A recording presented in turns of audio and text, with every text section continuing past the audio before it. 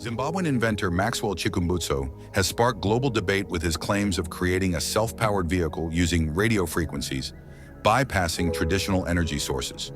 His Microsonic Energy Device, demonstrated to President Emerson Mnangagwa in early 2025, allegedly converts ambient radio waves into usable energy, defying conventional physics. While hailed as revolutionary by some, the scientific community remains skeptical, citing violations of thermodynamic laws. The vehicle, it uses what we call the Microsonic Energy Device. The Microsonic Energy Device, it is the device that I personally invented in 2009, which harness radio frequencies, converted it into energy. As you know, radio frequencies, they are measured in nanovolts, meaning to say they are less than a volt, they are just like nothing. But we find a way of harnessing it through the creation of the 70% of the components in the microsonic energy, which I tailor-made to have designed. So with this car, you can also use it to power your house. It is a moving generator. When you drive from work back to your home, you can connect your power cable, then you can power your house. It gives you 15 kilowatts power to power your house. Chikumbutso's journey, from school dropout to controversial innovator, embodies Africa's struggle to balance indigenous ingenuity with global scientific scrutiny. Maxwell Chikumbutso, a Zimbabwean inventor with no formal engineering education, began tinkering with electronics at age 14. His early experiments included modifying radios and generators, driven by necessity in a nation plagued by chronic power outages. By 2022, he gained attention for a self-powered TV using recycled materials, but his 2025 unveiling of the Saith FEV free energy vehicle marked a watershed moment. The vehicle, a modified Chinese electric car shell, purportedly runs indefinitely on radio frequencies via his proprietary microsonic device. President Mnangagwa's endorsement elevated Chikumbutso's profile, framing his work as emblematic of Zimbabwe's Nika Inovakwa Nevenavayo ethos, a nation built by its people. State media broadcasts showcase the Saith FEV's features: a 220 km/h top speed, self-parking capabilities, and a $14,000 production cost.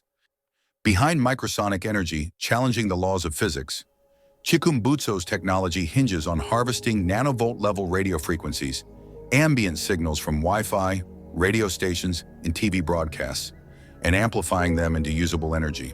He claims this process involves 70% custom-designed components that redefine energy conversion.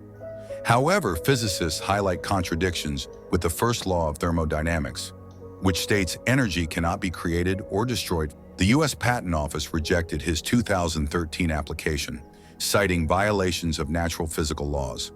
Notably, Chikumbutso frames these rejections as evidence of institutional bias, alleging that he and a colleague were poisoned in Silicon Valley to suppress his work.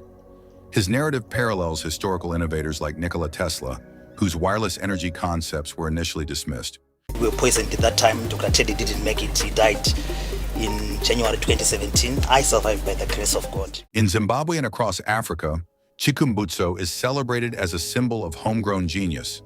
Angolan investor Luis Cupanala funded early prototypes through Saith Technologies, while the Harare Institute of Science and Technology, HIT, validated his vehicle's performance metrics.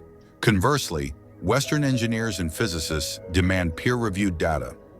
Elon Musk's SpaceX team, when asked about the technology, reportedly dismissed it as perpetual motion nonsense. The divide reflects broader tensions in scientific epistemology. Chikumbutso's spiritual framing, evident in company names like Saith, from Thus Saith the Lord, contrasts with demands for empirical verification. Critics argue that skipping peer review undermines credibility, while supporters cite Africa's history of suppressed innovations. Zimbabwe's government plans to build a Saith FEV manufacturing plant, positioning the nation as a clean energy leader.